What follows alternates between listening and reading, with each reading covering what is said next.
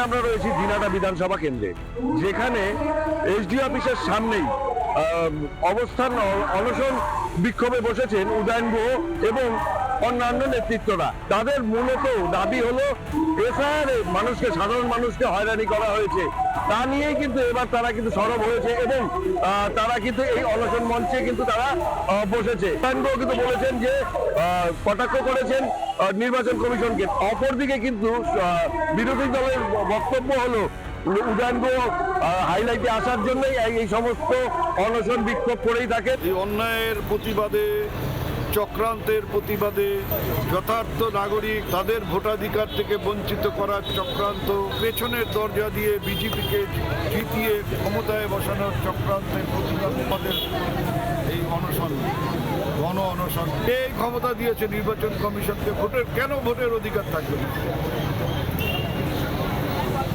নানাভাবে একেবারে বিজেপির অঙ্গুলি হেলনে চলছে এই নির্বাচন কমিশন। উত্তরবঙ্গ উন্নয়ন মন্ত্রী কুচবিহারে যিনি থাকেন, তিনি কলকাতার নজরে থাকার জন্য এরকম ভুলভাল মন্তব্য, ভুলভাল কার্যক্রম সর্বদাই করে থাকেন। শুধুমাত্র বাংলাদেশি রোহিঙ্গা, বাংলাদেশি ভোটারদেরকে বাঁচাতে তৃণমূল কংগ্রেস তথা মুখ্যমন্ত্রী তথা উত্তরবঙ্গ উন্নয়ন মন্ত্রীদের এই সব কাণ্ড।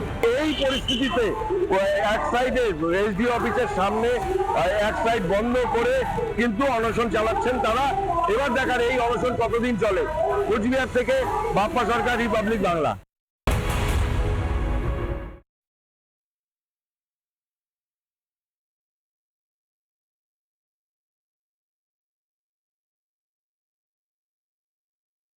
নানা ধরনের কন্টেন্ট দেখার জন্য লাইক করুন, শেয়ার করুন আমাদের ফেসবুক পেজ, সাবস্ক্রাইব করুন আমাদের ইউটিউব চ্যানেল।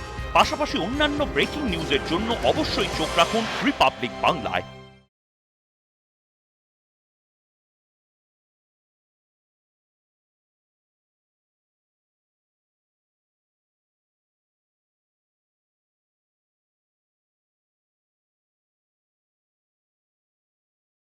নানা ধরনের কন্টেন্ট দেখার জন্য লাইক করুন, শেয়ার করুন আমাদের ফেসবুক পেজ, সাবস্ক্রাইব করুন আমাদের ইউটিউব চ্যানেল।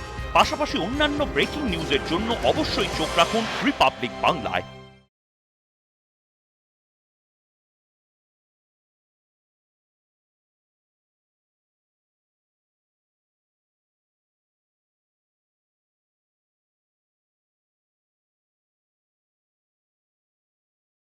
নানা ধরনের কন্টেন্ট দেখার জন্য লাইক করুন, শেয়ার করুন আমাদের ফেসবুক পেজ, সাবস্ক্রাইব করুন আমাদের ইউটিউব চ্যানেল।